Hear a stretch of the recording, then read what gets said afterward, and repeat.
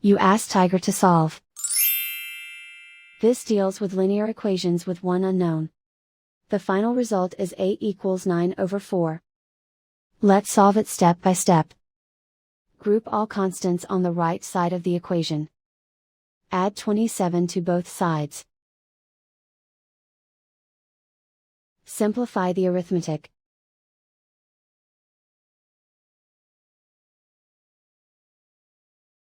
Isolate the a. Divide both sides by 12. Simplify the fraction.